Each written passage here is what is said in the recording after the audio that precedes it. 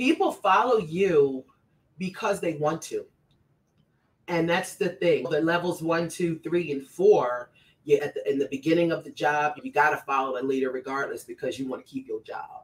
And it's not necessarily because that person's a good leader. They follow you at the 5th, the pinnacle is because of who you are as a person. And that is all of everything that we just talked about. And that's just super important.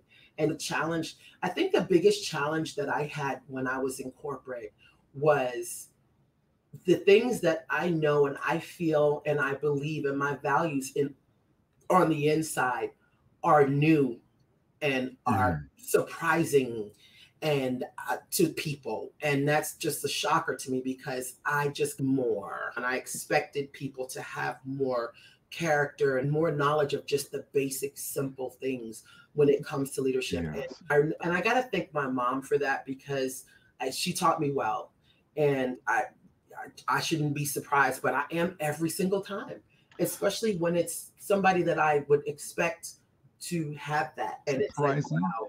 Yeah. It's surprising and disappointing. Absolutely. Even more so disappointing for me because especially if it's somebody that you really want to look up to and it happens and you're like, wow, that's not the way it's supposed to roll. It takes you back. Yeah. It takes you back. For me, I look at some of the lessons in the military. They've already gotten this. Why are we so far behind on it? What you just said a few minutes ago made me think of Colin Powell and the story he tells about when he was at the State Department.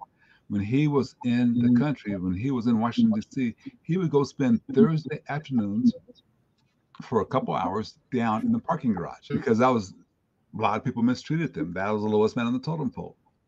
And he would go down there and said, I didn't even park down there. I had a driver who drove and dropped me off the front door, but I would go down there. Why? Because the lowest man on the totem pole is your strongest man to help you get there. Absolutely. And it's just insane. I remember my dry cleaners, when we used to have a dry cleaner come, and I still talk to him to this day, pick up our dry cleaning at BHN when I was there. And he is amazing. He would sit in my office and we would just chat up the storm. And he's, I just love you. And I'm like, I just love you too. And he felt like he was valued for more because he is. But see, doesn't that drive people back to the pinnacle, back to wanting to be in your orbit, wanting to be with your values and sharing because they know you value them? Absolutely. Absolutely. And even if they don't, what better way? And this is why I feel leadership is not always easy. People say leadership is not easy. I don't think it's hard because, again, people have choices. You lay out the right roadmap, you lay out and you be there as the guide as best you can. Yes. And those who really want to take that teaching and those who really want to will do. And those who are not ready won't.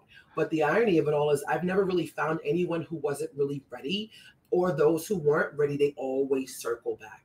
I have people 25 years. I remember when you taught me X, Y, Z. I use that. I love that. That is so funny. Yeah. So funny. Yeah. I sometimes don't remember somebody, but 3, 4, 5 years later, hey, do you remember me? It's like, no.